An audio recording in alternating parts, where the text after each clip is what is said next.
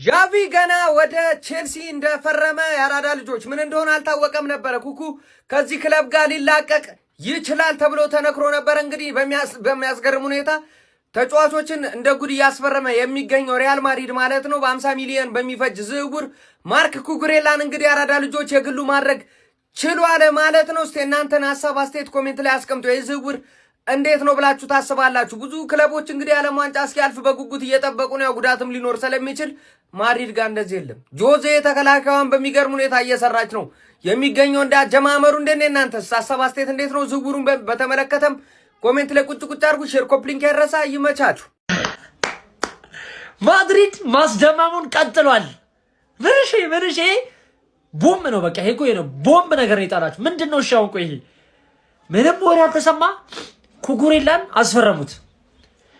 ምንድነው ግን እንደዚህ ሌፍትና ራይት ባኮች ላይ በጣም እየሰሩ ነው። ምንድነው? ቆይ እግዚአብሔር ባላውን ዶምፍሪዝም እዛ መጮት ይችላል። ልጁ ወደፊት መጮት ይችላል። አርኖልድ አላቸው። ለነገሩ በዚህ በኩል ያላቸውም አይመስለኝም ብዙም። አሁን ሜንዲና ያ ጸጉራሙ ልጅ ስሙ አይያዝልኝም እና እሱ ነው መሰለኝ ያላቸው ማድሪድ ላይ። ወይኔ 50 ሚሊዮን ቼልሲ ግን እግዚአብሔር አሎንሶ ምን እንዳሰበ አላውቅም። ሸጦ አሁን ይሄ ሰው በጣም ያስፈልጋቸው ነበር፣ ግን ምን እንዳሰበ አላውቅም። ማድሪድ ደግሞ ይሄ ከባድ ነው። ሪያል ማድሪድ ቼሎን ሃንግ መቷታል። ቼልሲ ደግሞ ሁለት ከሚያጣቸው ተጫዋቾች መካከል ኤንዞ ፈርናንዴዝ እና ኩኩሬላን አጥቷል ማለት ነው። ሪያል ማድሪድ ስራውን እየሰራ ነው። እዛ ጋር ባርሴሎናን ሃንግ ይመቷል እና አልቫሬዝ ምናምን እንዳይዘዋወሩ ያደርጋል። ዝውውር ይጠልፋል፣ ያበላሻል። እዚህ ጋር ደግሞ እንደምታዩት በመከላከሉ ስጎዳኔ ነበር። 2 ዓመት ሙሉ እንዴት ዋንጫ ጣሉ በሚመስል መልኩ። እዛ ጋር በርናርዶ ሲልቫ፣ ዳምፍሪ፣ እዛ ደግሞ ኮናቴ፣ አሁን ደግሞ ኩኩሬላ። ጆዜንም አምጥቷል አሰልጣኝ። ቀጣይ ዓመት ለዋንጫ ጠብቁኝ በሚመስል መልኩ ስራውን እየሰራ ያለው ማለት ነው። ምንም ይዘኝ ነገር የለም እንዳለ ነው ማመጣው።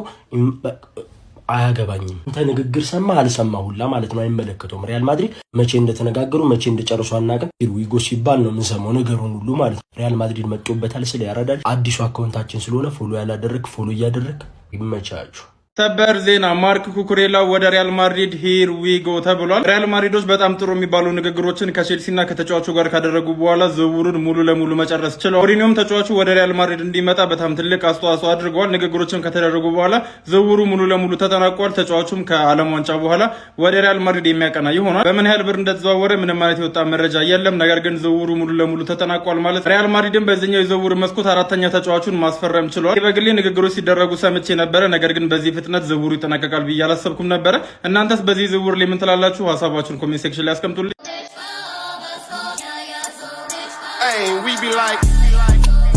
ማርክ ኩኩሬላ ቱ ማድሪድ ሂር ዊ ጎ። አታሷሹኝ። እኔ ማድሪድ ያው ትልቅ ክለብ እንደሆነ ማንም ያውቃል። የሚጠራጠር እንኳን ካለ በቃ ይሄ ልዕለ ሀያላን ከሚባሉ ክለቦች መካከል አንድ ጫፉ የሚደርስ ቡድን እንደሌላ አንዱ ማሳያው ይሄ ነው። ማርክ ኩኩሬላ ቱ ማድሪድ ሂር ዊ ጎ። እኔ ግን ባርሳ ማለት ነው አዲስ ፖይንት እኔ ብዙዎቻችሁ የባርሳ ጠላትን አድርጋችሁ ትቆጥሩኛላችሁ እንጂ በቃ በፍጹም የሚገናኙ ክለቦች እንዳሉ ነው። አንዱ አመላካች ጉዳይ ነው። በርናርዶ ሲልቫን በ36 ሰዓት ብቻ በቆየ ድርድር ይሄንን ተጫዋች ከመንጋጋቸው ስራ አላቀው የግላቸው ማድረጋቸውን ታውቃላችሁ። አሁን ደግሞ ማርክ ኩኩሬላን ይፈልጉት ነበር። ማርክ ኩኩሬላ የላማሲያ አካዳሚ ፍሬ ውጤት ነው። ወደ ባርሳ መመለስ ይፈልጋል። እኔ እንኳን እንደ ጋዜጠኛ ማቆ መረጃ ይሄንን ነው። ልጁ ከወጣ እንኳን መዳረሻው በእርግጠኛት ማድሪድ ነበር ብዬ ነበር ሳስብ የነበረው። አስፈራው ማድሪድ አረስባባይ በቃ ሌላ ታሪክ ማድሪድ 4ኛ ፈራሚያቸው ነው። ኮናቴ፣ ደምፍሪስ፣ በርናርዶ ሲልቫና ማርክ ኩኩሬላ። ማርክ ኩኩሬላ የኔግራ መስመር ይመራል። ከዚህ በኋላ ከካላፊዮሪ፣ ጆስኮ ግቫርዲዮል እና የሚሉ መረጃዎች ከሆነ በኋላ አክት ሞላቸዋል ማለት ነው። ማርክ ኩኩሬላ ቱ ማድሪድ ሂር ዊ ጎ። እኔ ገረመኝ ግን በቃ ማድሪድ የፈለገው ተጫዋች ካለ ትመጣታለ።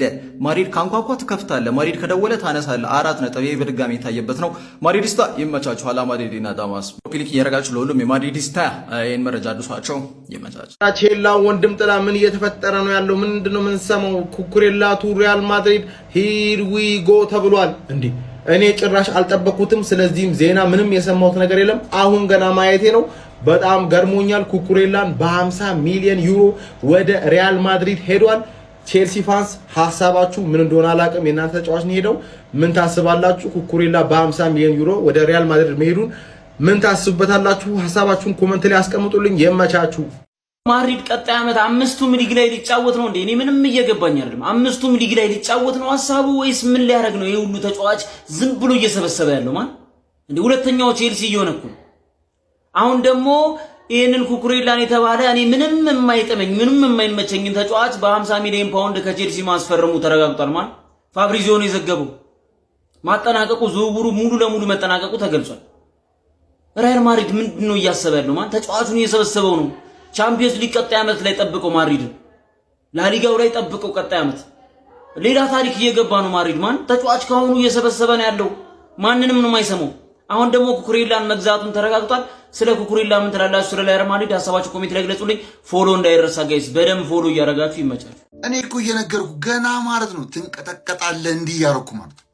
ማርክ ኩኩሬላ ቱ ሪያል ማድሪድ 50 ሚሊዮን ዩሮ ፓኬጅ ይከፈላል ተብሏል። እዛ አካባቢ ተጠናቀቀ።